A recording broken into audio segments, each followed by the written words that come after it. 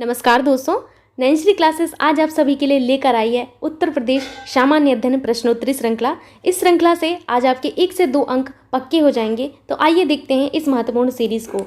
आज का आपका पहला क्वेश्चन है, उत्तर प्रदेश में जवाहर तारा मंडल अवस्थित है लखनऊ में, कानपुर में, प्रयागराज में या गोरखपुर में। बताना है जवाहर तारा मंडल कहाँ पर अवस्थित है। तो जवाहर तारा मंडल आपकी यूपी में प्रयागराज में अवस्थित है। ध्यान रखना है जवाहर तारा मंडल के बारे में। चलते हैं नेक्स्ट क्वेश्चन की ओर, जो कि आपका जनजातियों से संबंधित है कि अगरिया, बैगा, भुइया अनुसूचित जनजातियाँ मुख्यतः कहाँ निवास करते हैं। ललितपुर में, सोनभद्र में, हमीरपुर में या अम्बेडकर नगर में। यहाँ पर मैं आपको जनजातियों के बारे में सारी जानकारी एक ही जगह दे देती हूँ ताकि आपको पूरी सीरीज़ में कहीं दिक्कत नहीं होगी। आपकी जो जनजातियाँ हैं, यहाँ पर आपको यूपी की जनजातियों के बारे में जानना है बेसिकली, ठीक है। तो आपकी 1967 में जो आपकी जनजातियाँ सूचीबद्ध की गई वो थी आपकी थारू। यूपी की जनजातियों के बारे में बात कर रही हूँ मैं। थारू, बुक्सा, बुक्सा के बाद आपका जौनसारी, जौनसारी के बाद आता है आपका भोटिया, भोटिया के अलावा आपका राजी। ये तो हैं वो जनजातियाँ जो आपकी 1967 में सूचीबद्ध की गई। फिर आपकी 2003 में केंद्र सरकार ने 10 और अन्य जो जनजातियाँ हैं उनको सूचीबद्ध किया। वो हैं आपकी गोंड, खरवार, खरवार को ही खैरवार भी कहते हैं, मैं यहाँ पर लिख देती हूँ खैरवार, शहरिया, परहिया, परहिया के अलावा आपका बैगा, बैगा, पंखा या पनिका, पंखा को पनिका भी कहते हैं, ठीक है, पनिका आपका। फिर अगरिया, अगरिया के बाद आपका आता है पटारी, पटारी के बाद आता है चेरो, चेरो के बाद आता है भुइया, ठीक है, भुइया या भुनिया, ठीक है। अब जगह नहीं है तो आप भुइया को भुनिया भी लिख लीजिए ऑब्लिक करके, ठीक है।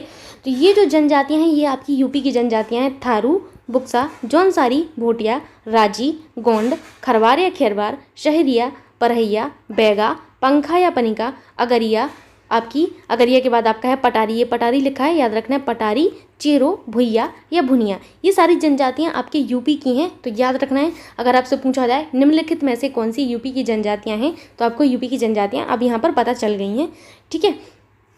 अब यहाँ पर मैं आपको ये बता देती हूँ कि जो इंपॉर्टेंट जनजातियाँ हैं आपको वो याद रखनी है कि कहाँ निवास करती हैं। बाकी सारी जनजातियों के बारे में याद नहीं रखना है कि कौन सी जनजाति कहाँ निवास करती है, बस नाम याद रखना है कि ये यूपी की जनजाति है, बस, ठीक। आपको याद रखना है खरवार के बारे में, खरवार जनजाति कहाँ निवास करती है। खरवार के बाद आता है आपका बैगा जनजाति के बारे में कि बैगा जनजाति कहाँ निवास करती है। बैगा के बाद आता है आपका थारू जनजाति, ठीक है, थारू जनजाति कहाँ निवास करती है, ठीक। और आपकी एक है भोक्सा जनजाति, भोक्सा, इस जनजाति के बारे में आपको याद रखना है। और आपको ये याद रखना है कि सोनभद्र में कौन कौन सी जनजातियाँ निवास करती हैं, ठीक है। इंपॉर्टेंट जो है, सबसे ज़्यादा इंपॉर्टेंट यही बनता है, खरवार जनजाति कहाँ निवास करती है, बैगा जनजाति कहाँ निवास करती है, थारू जनजाति कहाँ निवास करती है और भोक्सा जनजाति कहाँ निवास करती है। साथ ही साथ आपकी सोनभद्र में जितनी भी जनजातियाँ हैं वो इंपॉर्टेंट बनती हैं, ठीक है। तो आगे मैं आपको बताऊँगी खरवार जनजाति के बारे में और बाकी जितनी भी जनजाति हैं उन सब के बारे में, ठीक। यहाँ पर आपका जो क्वेश्चन था वो ये था कि अगरिया, बैगा, भुइया अनुसूचित जनजातियाँ कहाँ निवास करती हैं। तो ये सारी जनजाति के बारे में आपको बताना है। ऑप्शन है आपके ललितपुर में, सोनभद्र में, हमीरपुर में, अम्बेडकर नगर में। तो ये सारी जनजातियाँ आपकी सोनभद्र में निवास करती हैं। अगरिया, बैगा, भुइया आपकी सोनभद्र में निवास करने वाली जनजातियाँ हैं। तो आइए देखते हैं सोनभद्र में और कौन कौन सी जनजातियाँ निवास करती हैं, क्योंकि सोनभद्र की जनजातियाँ काफ़ी ज़्यादा इंपॉर्टेंट हैं, ठीक है। अब यहाँ पर आपको ये जानना है कि आखिर सोनभद्र की जनजातियाँ क्यों इम्पोर्टेंट हैं। वो इसलिए इम्पोर्टेंट हैं कि आपकी सर्वाधिक, मैं यहाँ पर बता देती हूँ आपको, सर्वाधिक अनुसूचित जनजातियों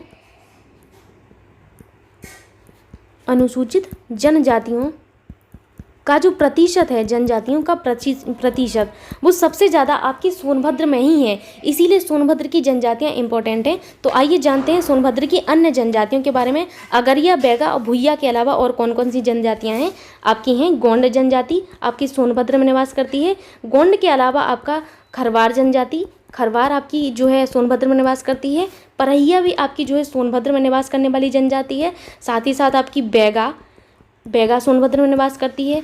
पंखा या जिसे पनिका भी कहते हैं, पंखा या पनिका, ठीक है, ये आपकी सोनभद्र में निवास करती है। साथ ही साथ आपकी अगरिया जनजाति भी आपकी सोनभद्र में निवास करती है। पटारी, ठीक है, पटारी के अलावा चेरो, चेरो के अलावा आपकी भुइया, ये जो है जनजातियाँ आपकी निवास करती हैं कहाँ पर, आपकी सोनभद्र में। भुइया को भुनिया भी कहा जाता है। ये सारी जनजातियाँ आपकी सोनभद्र की जनजातियाँ हैं, ठीक है, इंपॉर्टेंट है क्योंकि सबसे ज़्यादा जो अनुसूचित जनजातियों का प्रतिशत है वो आपकी सोनभद्र डिस्ट्रिक्ट में देखने को मिलता है। सोनभद्र आपकी यूपी का सबसे दक्षिणी जिला है, याद रखना है। ये मैं आपको कई बार बता चुकी हूँ पहले भी वीडियोज़ में। जिन लोगों ने अभी भी यूपी के और भी वीडियोज़ नहीं देखे हैं तो आप वहाँ पर प्लेलिस्ट में जाके यूपी के सामान्य अध्ययन के सारे वीडियोज़ देख सकते हैं, जो कि बहुत ही महत्वपूर्ण है आपकी किसी भी एग्जाम के पॉइंट ऑफ व्यू से, जिसमें आपका उत्तर प्रदेश सामान्य अध्ययन आना हो। ये मैं आपसे आश्वासन देती हूँ कि आपका कोई सा भी क्वेश्चन उत्तर प्रदेश सामान्य अध्ययन का किसी भी एग्जाम में नहीं छूटेगा अब, ठीक है। तो यहाँ पर आपका ऑप्शन 2 एकदम करेक्ट होगा। चलते हैं नेक्स्ट क्वेश्चन की ओर। क्वेश्चन है आपका, अल्पसंख्यकों का सर्वाधिक केंद्रीकरण है बिजनौर में, लखनऊ में, मुरादाबाद में या रामपुर में। क्वेश्चन बहुत इंपॉर्टेंट है, बहुत ज़्यादा इंपॉर्टेंट है। अल्पसंख्यकों का जो सर्वाधिक केंद्रीकरण है वो कहाँ पर है, तो वो आपके रामपुर में है। कहाँ पर है, रामपुर में है। चलते हैं नेक्स्ट क्वेश्चन की ओर। नेक्स्ट क्वेश्चन आपका बहुत ज़्यादा इंपॉर्टेंट है कि SC/ST अत्याचार अधिनियम कब बना, बताना है। SC/ST अत्याचार अधिनियम बना आपका 1990 में, 1988 में या फिर 1987 में या 1989 में। तो आपका जो SC/ST अत्याचार अधिनियम है ना वो 1990 में बना था। कब, 1990 में बना था। Very very important. चलते हैं नेक्स्ट क्वेश्चन की ओर। क्वेश्चन जो कि मैं आपको पहले भी बता चुकी हूँ कि सर्वाधिक अनुसूचित जनजातियों की प्रतिशतता वाला जिला कौन सा है। ऑप्शन हैं आपकी बिजनौर, सोनभद्र, खीरी या मिर्ज़ापुर। तो सर्वाधिक अनुसूचित जनजातियों की प्रतिशतता वाला जो जिला है वो है आपका सोनभद्र। कौन सा है, सोनभद्र है। ऑप्शन 2 एकदम करेक्ट होगा। ये क्वेश्चन आपका बहुत ज़्यादा इंपॉर्टेंट है, कई एग्जाम में आया है। ये आपका PCS प्री 2010 में भी आ चुका है एंड पहले भी कई सारे एग्जाम्स में आ चुका है। तो आपको ये जरूर याद रखना है कि सर्वाधिक अनुसूचित जनजातियों का प्रतिशत जो है आपकी सोनभद्र डिस्ट्रिक्ट में देखने को मिलता है, ठीक है। चलते हैं नेक्स्ट क्वेश्चन की ओर जो कि आपका बहुत ही इंपॉर्टेंट है। उत्तर प्रदेश में सर्वाधिक जनसंख्या वाली जनजाति है खरवार जनजाति, गोंड जनजाति, थारू जनजाति या चेरो जनजाति।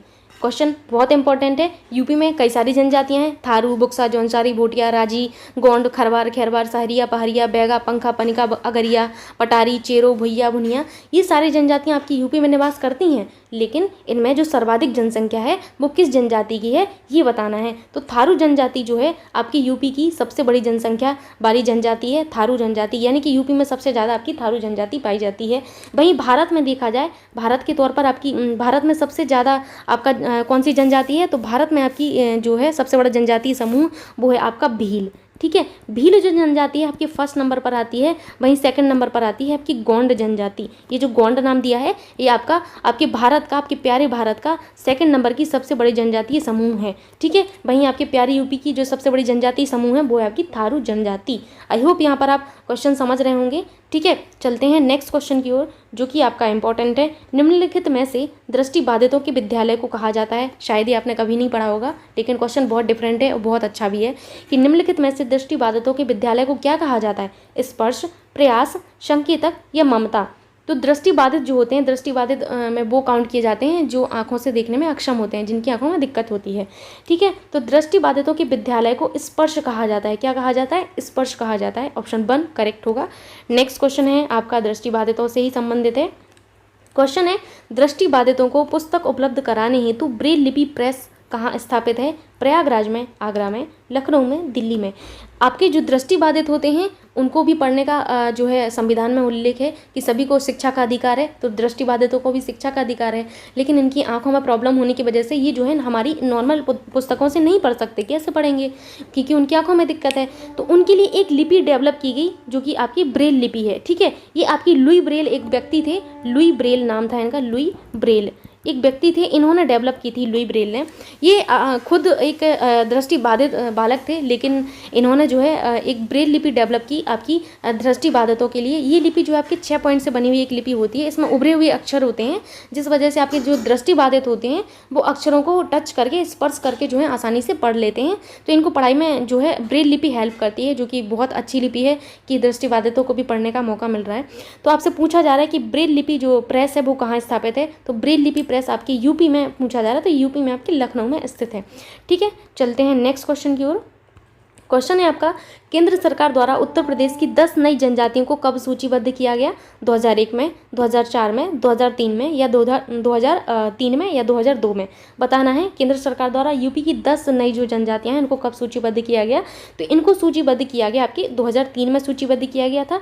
2003 में 10 नई जनजातियों को सूचीबद्ध किया गया था, जिनमें थी आपकी गोंड जनजाति, थी आपकी खरवार, थी खरवार को खैरवार भी कहा जाता है, सहरिया, शहरिया के अलावा आपकी परहिया, परहिया के अलावा आपकी बैगा, बैगा, पंखा, ठीक, पंखा के अलावा आपकी अगरिया, अगरिया के अलावा आपकी पटारी, पटारी, चेरो, भुइया या भुनिया। ठीक है, यहाँ पर आपको ये नहीं याद रखना है कि कौन कौन सी जनजातियों को आपका जो केंद्र सरकार है उन्होंने सूचीबद्ध किया। इंपॉर्टेंट ये है कि आपको ये याद रखना है कि ये जो है यूपी की जनजातियाँ हैं। इतना कोई याद नहीं रख पाएगा कि 2010 में आपकी केंद्र सरकार ने किन 10 नई जनजातियों को सूचीबद्ध किया। इतना कोई महान नहीं कि इतना याद रख पाए, और ना ही ये एग्जाम के पॉइंट ऑफ व्यू से इंपॉर्टेंट है। इंपॉर्टेंट बस इतना है कि ये याद रखना है कि गोंड जनजाति यूपी में निवास करती है, खरवार जनजाति यूपी में निवास करती हैं, एंड अन्य जो 8 जनजातियाँ हैं ये भी आपकी यूपी में निवास करने वाली जनजातियां हैं। इंपॉर्टेंट बस इतना बनता है। ठीक है, तो ये जो 10 नई जनजातियां हैं इनको सूचीबद्ध किया था केंद्र सरकार ने 2003 में। चलते हैं नेक्स्ट क्वेश्चन की ओर। क्वेश्चन है आपका, भोक्सा जनजाति किन जनपदों में निवास करती है? ललितपुर एवं जालौन में, बिजनौर और आगरा में, महोबा और हमीरपुर में, प्रयागराज एवं लखनऊ में। तो आपकी जो भोक्सा जनजाति है ये आपकी बिजनौर एवं आगरा में निवास करती है। ऑप्शन 2 एकदम करेक्ट होगा, बिजनौर एवं आगरा में भोक्सा जनजाति निवास करती है। चलते हैं नेक्स्ट क्वेश्चन की ओर, जो कि आपका बहुत ज़्यादा इंपॉर्टेंट है। क्वेश्चन है आपका, उत्तर प्रदेश आपका राज्य पिछड़ा वर्ग आयोग गठित किया गया 1990 में, 1993 में, 1980 में या 1983 में? बताना है। पिछड़ा वर्ग आयोग, राज्य पिछड़ा वर्ग आयोग कब गठित किया गया? तो ये आपका 1993 में गठित किया गया था। ऑप्शन 2 एकदम करेक्ट होगा। चलते हैं नेक्स्ट क्वेश्चन की ओर। क्वेश्चन आपको बताना है कि कौन सा सही सुमेलित है। ठीक है, खरवार, ललितपुर, ठीक है, थारू, बाराबंकी, भोक्सा, बिजनौर, बैगा, बहराइच। ये आपकी जनजातियों का नाम दिया है ये वाला, और ये वाला आपके ज़िले का नाम दिया है।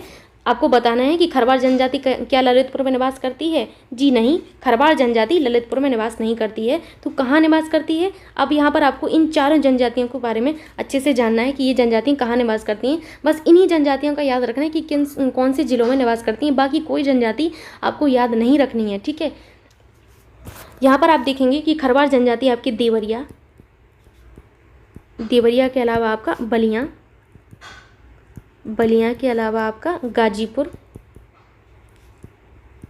गाजीपुर के अलावा आपका वाराणसी, वाराणसी के अलावा चंदौली, चंदौली में एक आपका चंद्रप्रभा वन्यजीव अभ्यारण्य मैं आपको बता चुकी हूँ, चंदौली में ही है। सोनभद्र, सोनभद्र, ये जो जनजाति है खरवार जनजाति देवरिया, बलिया, गाजीपुर, वाराणसी, चंदौली, सोनभद्र इन डिस्ट्रिक्ट में निवास करती है। ठीक है, नेक्स्ट आता है आपका थारू जनजाति। थारू जनजाति बहुत ज़्यादा इंपॉर्टेंट है। क्यों है इंपॉर्टेंट? क्योंकि आप पहले ही देख चुके हैं कि आपके जो प्रदेश की सर्वाधिक जनसंख्या वाली जनजाति है वो आपकी थारू जनजाति ही है, इसीलिए थारू जनजाति इंपॉर्टेंट बनती है। तो थारू जनजाति आपके महाराजगंज, महाराजगंज, महाराजगंज के अलावा सिद्धार्थनगर, सिद्धार्थनगर, सिद्धार्थनगर के अलावा बलरामपुर, बलरामपुर और लखीमपुर,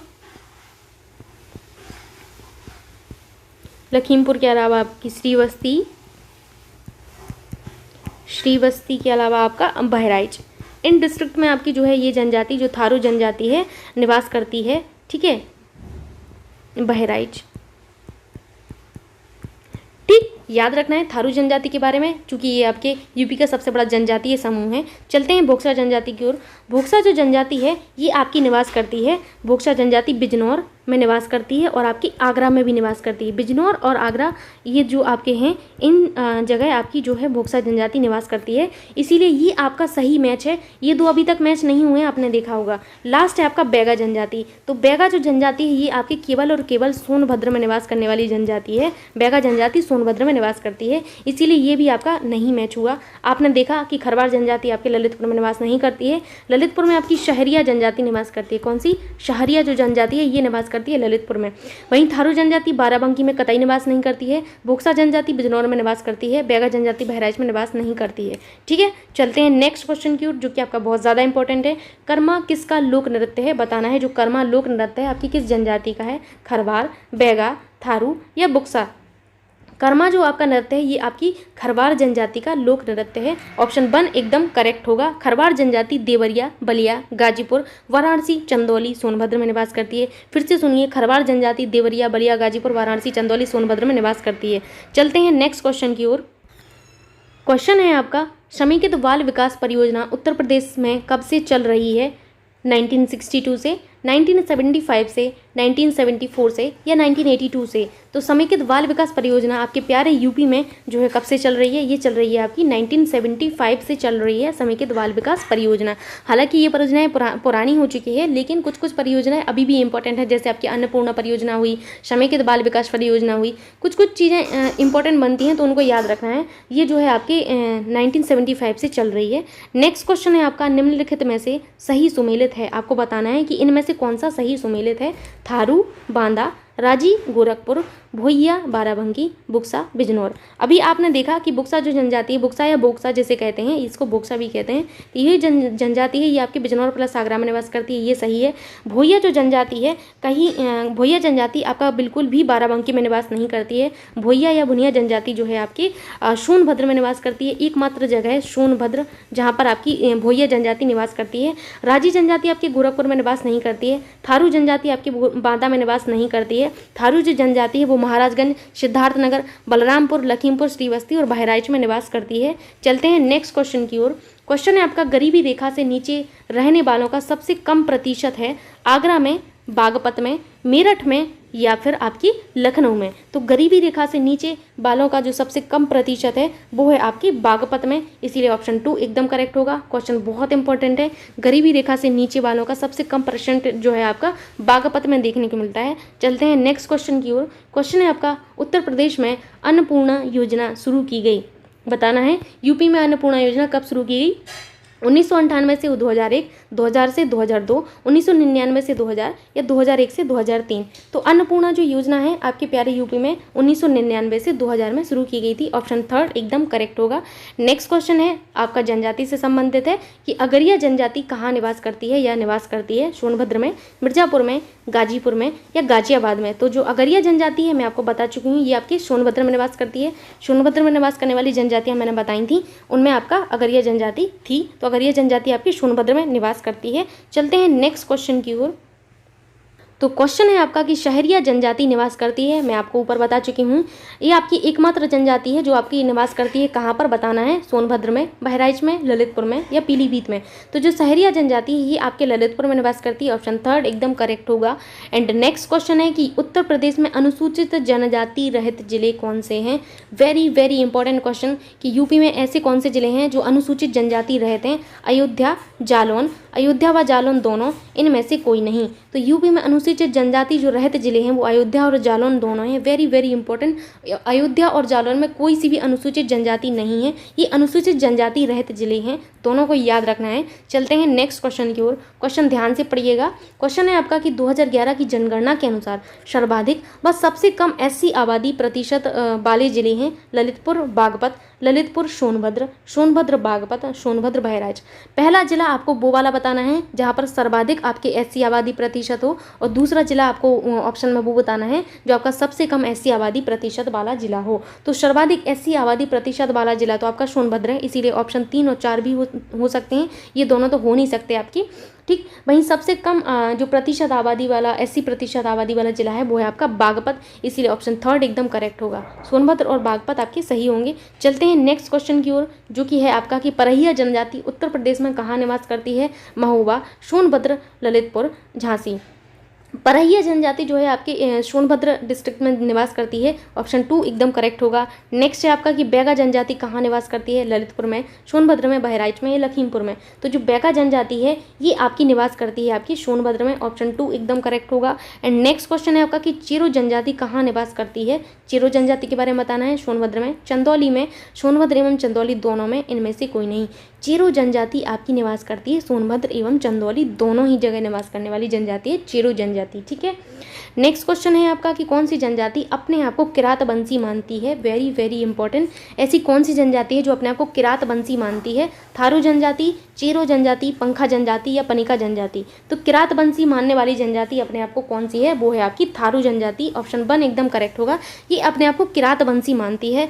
आगे आप देखेंगे जो कि आपका बहुत इंपॉर्टेंट क्वेश्चन है कि निम्नलिखित में से कौन सी जनजाति हिंदू धर्म को मानती है। बुक्सा, भोटिया, थारू, शहरिया।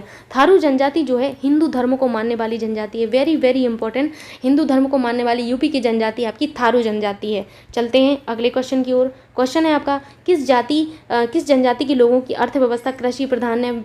आपकी ये जो क्वेश्चन है बहुत ज़्यादा इंपॉर्टेंट है कि कौन से जनजाति के लोगों की अर्थव्यवस्था कृषि प्रधान है। थारू, बैगा, बुक्सा या भोटिया। तो ये जो कृषि प्रधान अर्थव्यवस्था है वो आपकी किस जनजाति की है, तो ऑप्शन होगा आपका थारू जनजाति। ठीक है, थारू जनजाति की जो आपकी अर्थव्यवस्था है वो आपकी कैसी है, कृषि प्रधान है। नेक्स्ट है आपका कि किस जनजाति का संबंध पतवार राजपूत वंश से है। बुक्सा, भूटिया, अगरिया या पनिका। तो पतवार राजपूत वंश से जिस जनजाति का संबंध है वो है आपका बुक्सा जनजाति। क्वेश्चन इंपॉर्टेंट है, राजपूत वंश से संबंध वाली जनजाति है आपकी बुक्सा जनजाति। ठीक है, वहीं किरात वंश से संबंध किसका है, थारू जनजाति का है, लेकिन पतवार जो राजपूत वंश है उसका संबंध बुक्सा जनजाति से है।